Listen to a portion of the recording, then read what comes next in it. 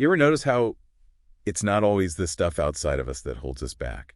It's like, it's the limits we put on ourselves. Yeah, totally. We get comfy doing the same things, and then we're like, why am I not getting anywhere? It's wild. And that whole motivation thing. PFT. Yeah. Please. It comes and goes. It's here 1 minute, gone the next. It's like the real fight is inside, Right. This constant back and forth to push past what feels easy. It's like going to war with yourself. Totally. A war with yourself. That internal battle is exactly what we're going to unpack today. Oh, yeah. We're diving deep into David Goggins and his book. I love it. To see how he dealt with those self-imposed limits, Yeah. And how he got so mentally tough. I mean, it's one thing to read these self-help books and all the theories. Right. But Goggins, he's lived it. And we have his story right here. It's all about the real-life lessons. The messy, brutal ones. Exactly. So, for everyone listening, our goal is to pull out those key insights, those things that helped Goggins transform himself. Right. How did he build that resilience? How did he push past what most people would consider breaking, right? Yeah, I mean, that's the big question, right? How do you do that? Exactly. So let's dive in. Okay, so Goggins starts with his childhood in Buffalo back in the 80s. Okay. Williamsville, to be exact, Paradise Road. Paradise Road, huh? That sounds pretty idyllic. Right, like something out of a movie. He even calls it like a living, breathing American dream. Okay, but... For him, it was pure hell. Oh, wow. See, that's what I find so interesting. Yeah. He talks about Skateland, this roller rink his dad owned, toughness. Right. From the outside, it was probably this fun family business. Right. But for Goggins and his mom, not so much. Uh-oh. It was all about control, especially with money. Really? His dad controlled every penny. Neither Goggins nor his mom got paid for working there. No way. No bank account for his mom, no credit cards in her name. Oh. And if the cash register was off, forget about it. Oof. Yeah, that's tough.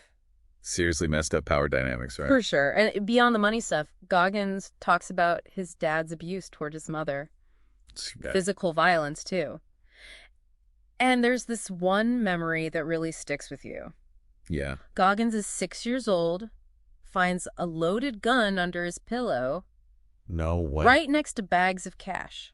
Just think about that for a second. A 6-year-old with a loaded gun. I mean, what does that tell you about the home life? Yeah, it's heavy. And it makes you wonder, like, how does a kid even process that? Yeah, it's got to mess you up. Definitely. And it gets even worse. Oh, man. He talks about this time when his mom finally hit the panic button. Yeah. The cops show up.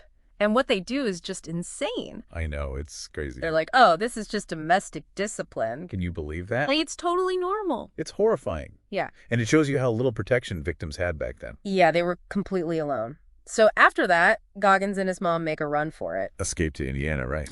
Yeah. Desperate drive. His mom breaks down at a gas station. I remember that part. And then this woman, Betty, shows up. A real angel. She takes them to a Holiday Inn conference room for safety. A conference room. Yeah, think about it. That random hotel space becomes their safe haven. Wow. Shows you how desperate things were. Totally. So they end up in Indiana, fresh start, right? You'd think so. But Goggins is honest. He says his demons were just quiet for a bit. Lurking. Exactly. Not gone. And he talks about this teacher, Miss D. Oh, yeah. Who basically made school a nightmare for him. A torture chamber, he called it. Exactly. Which is crazy because later he meets Sister Catherine, who's the total opposite. Supportive, encouraging. Exactly. Shows you how one person can make all the difference. It's true. And this brings us to our first challenge for you guys listening. All right, hit us with it. Goggins is all about being brutally honest with yourself. Right. He wants you to sit down and write down all your excuses. Why you can't do something, why you're holding back. Okay. No sugarcoating, just pure honesty. Tough, but necessary. Exactly. Write it all down, get it out of your head. And then what? If you're feeling brave, share it. Share it with someone you trust. Post it online with the hashtag #badhand, #can't-hurt-me. Put it out there. Yeah, make it real. Or, if that's too much, just acknowledge it to yourself. Even that's a huge step, right? It's a starting point. So moving on in the book, Goggins talks about his mom finding a new guy, Wilma Irving. Yeah, Seemed like a real fresh start for her, right? They were going to move to Indianapolis with him, start this new life. And then, boom, tragedy. Wilmoth gets killed. Shot, right? Yeah, and the details are super murky, like nobody really knows what happened. Yeah, there were rumors he was involved in shady stuff, but no one knows for sure. Another layer of trauma on top of everything else. And then back to Brazil they go. Back to square one. Goggins tries to fit in at this new high school, North Central High. How'd that go? Not great. He felt like a total academic fraud. Because of all the cheating she did before. Yep, he was basically gaming the system. Catching up to him now. And then he tries out for the basketball team. Oh, yeah. How'd that go? Another disaster. He brought that trash talk attitude from Indianapolis. Ah, no. But it didn't fly in Brazil. Totally different vibe. Culture clash. Big time. And then, to top it off, he has this awful racist encounter with some guys in a truck. Oh, man. It's a lot to deal with. For sure. He's feeling like an outsider, struggling internally. Yeah. But then, things change. He gets this letter about his grades, or lack thereof. The wake-up call. Attendance is terrible. Grades are a disaster. It's a reality check. Tough to swallow. And that's when he has this solo intervention in the shower. The accountability mirror, right. That's it. He's staring at himself in the mirror, and he's forced to face the truth. No more blaming others, right? Nope. It's all on him. And this, for him, is the start of something big. He realizes he's been playing himself for years. Cheating, cutting corners, avoiding the real work. And the mirror isn't about feeling sorry for himself. No, it's about taking ownership. Saying, okay, this is me, I gotta fix this. A turning point. Absolutely. Right. He decides he's gonna seek out discomfort. Actively. Actively. He says he brainwashed himself into craving it. Wow. That's intense. He wants to build mental toughness, so he starts pushing himself. Running in bad weather. Doing things that make him uncomfortable. Purposely seeking out the hard stuff. Exactly. That's different. And then he tackles his academic issues head on. He failed the ASVAB a bunch of times, right? Yeah. The military aptitude test. But he didn't give up. What'd he do? Turned his kitchen table into a study zone. Really? 24/7. He's memorizing, transcribing textbooks, forcing himself to learn. It's all about that work ethic. And what's cool is his view on racism starts to shift too. How so? As he builds confidence, he sees prejudice differently. It's less about him, more about the other person's insecurities. Interesting. It frees him from that resentment. Makes sense. So challenge number 2 for everyone listening. Goggins and his accountability mirror, remember? We want you to try it. Find a mirror, put Post-it notes on it with your insecurities, your dreams, your goal. Everything. And Goggins even says, be unkind to yourself, in a way. What does that mean? Not putting yourself down, but being brutally honest. So you can actually see what you need to work on. Exactly. Well, Use that honesty to push yourself forward. Makes sense. So where do we go from here? Okay, so after the Air Force, Goggins is at a low point. What happened? He's gained weight, pushing 300 pounds, working a dead-end job, Oh, wow. baiting rat traps, can you believe it? Not exactly glamorous. And he tells this funny story about swimming. Okay. As a Boy Scout, he basically faked his way to get his swimming badge. No way. But then he wants to join pararescue. Serious stuff. And he knows he can't fake it anymore.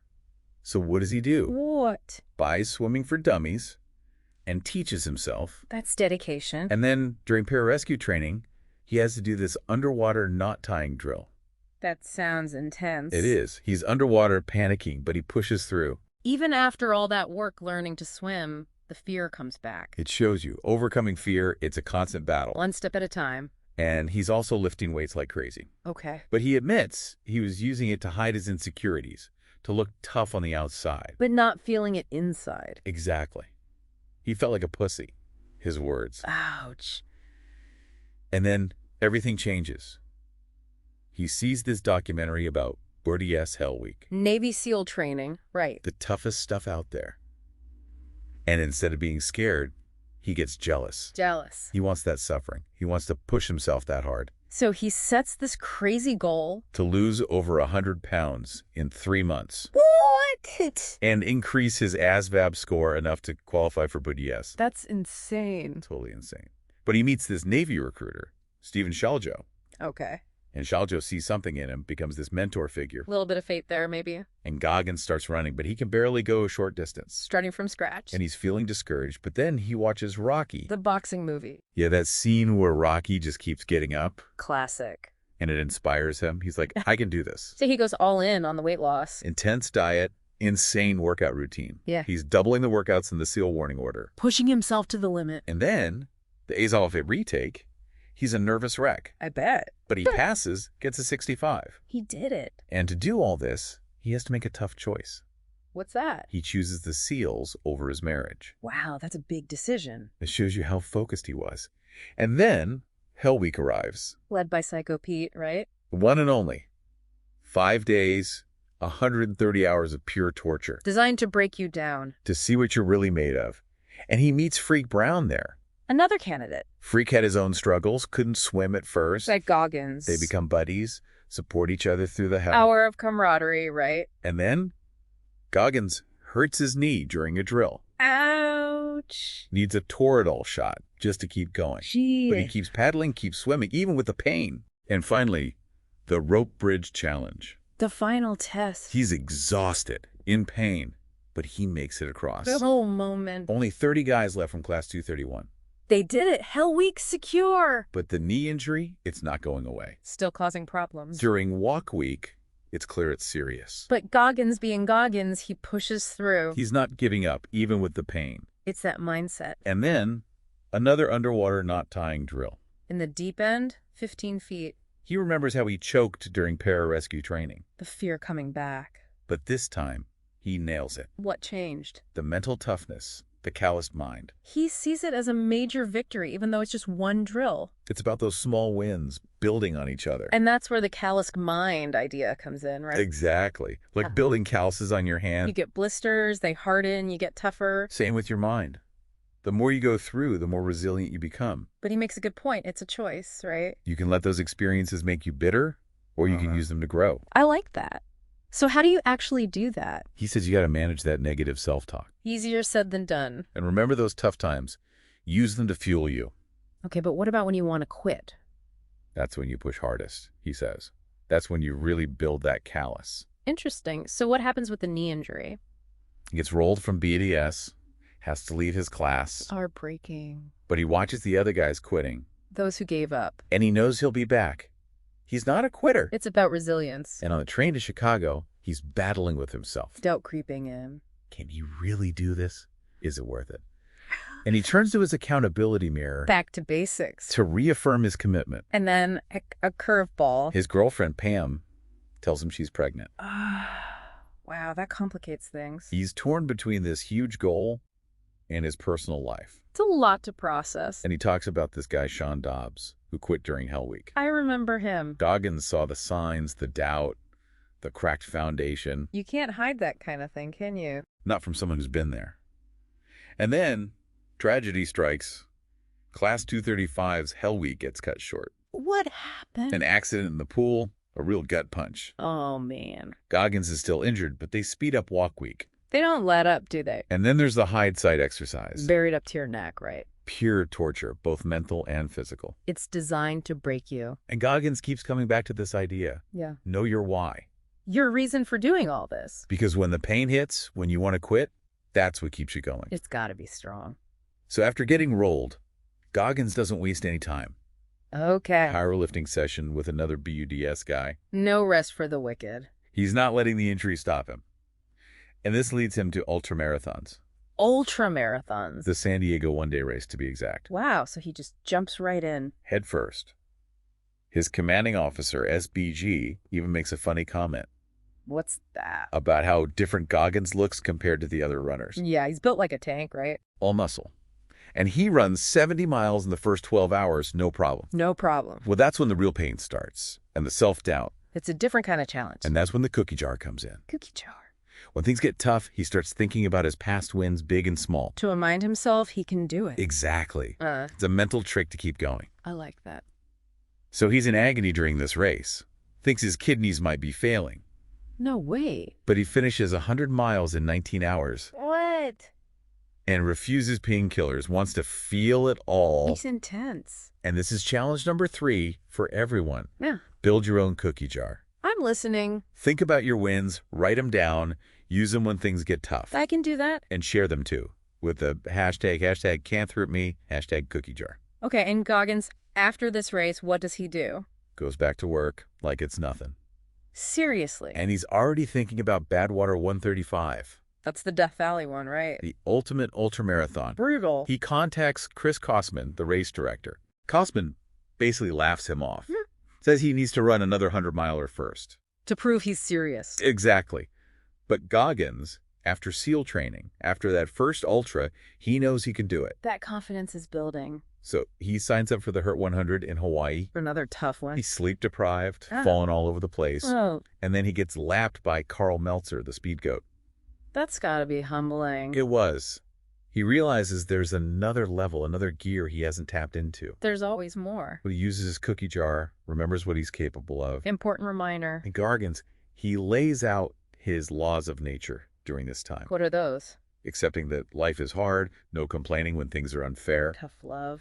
And for Badwater, he starts this crazy heat training, Getting ready for Death Valley. simulating the conditions, pushing himself to the limit. And then we get to the 40% rule. That's a big one. What's that all about? Goggins says most people only use 40% of their potential. Really? And to break past that, you got to chase pain like it's your damn job. Embrace the discomfort. Exactly. And at Badwater, at the Stovepipe Wells checkpoint, he's mostly walking. Even him. It's that brutal.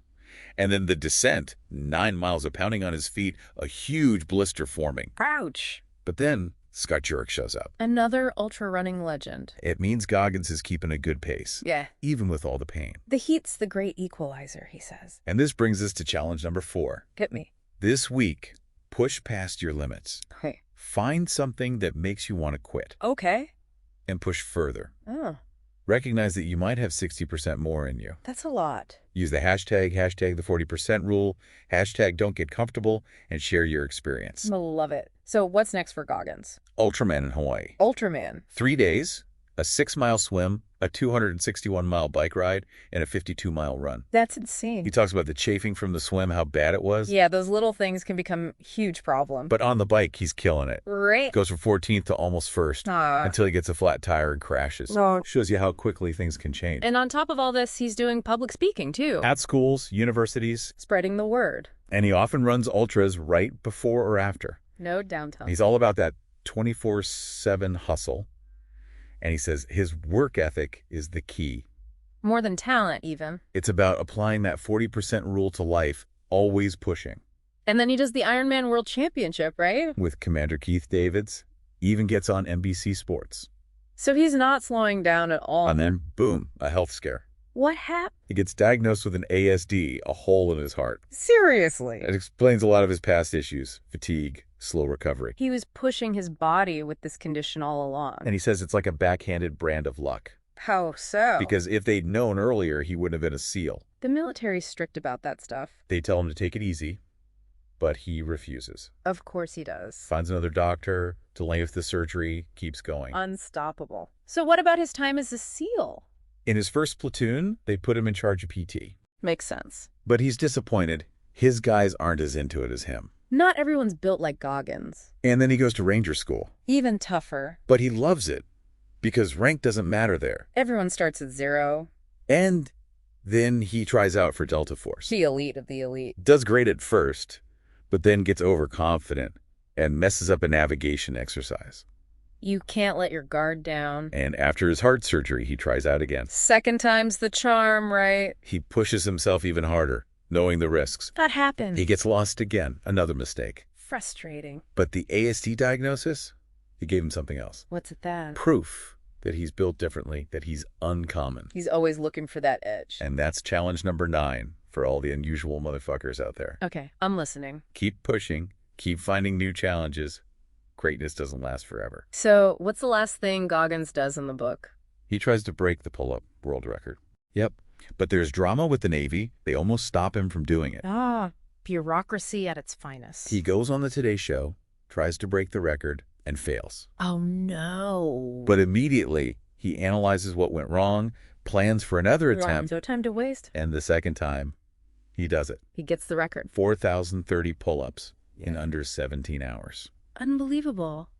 And what's the lesson here? That achieving goals, it's not always fun, Right. but there's power in those moments of pain, of pushing through. So our final challenge, number 10. Think about a time you failed, a real setback, Okay. analyze it, Figure out what you could do differently. Like an after-action review. And then schedule another attempt, go after it again. Don't let it defeat you. Goggins then talks about the Discobia 150, a winter ultramarathon. Winter. Crazy conditions, terrible gear, but he feels free. Free. It's about pushing limits, finding that mental space. Interesting. And he has this realization about stretching. Years ago, this guy, Joe Hippenseal, told him about it, but he never really listened. Until now. He starts stretching like 12 hours a day sometimes. Seriously? And it transforms his body, loosens up all that tension. Shows you how connected everything is, right? And he talks about how he's influenced others. Like Sledge and Sean Dobbs, they both overcame a lot. He helped them find their inner Goggins. And then he tells a really personal story about his stepsister dying. Yeah, it's a reminder that there's more to life than just pushing limits. It's about family, connection, the things that matter. And he ends the book with this idea. Okay. Motivation, inspiration. They fade when things get tough. Right. It's about building that mental toughness, the ability to keep going. So what are the big takeaways from Goggins' story? Brutal self-awareness. The accountability mirror. Embracing discomfort. Callousing your mind. Using your cookie jar. Breaking the 40% rule. And never stop pushing. Always improving. It's a journey, not a destination. So one last question for you guys. Okay. What's your paradise road? What are the limits you've placed on yourself? What's your war? And what's the first step you can take to fight it? Think about it. Think about it. Thanks for listening, everybody. Catch you next time. See ya. Bye.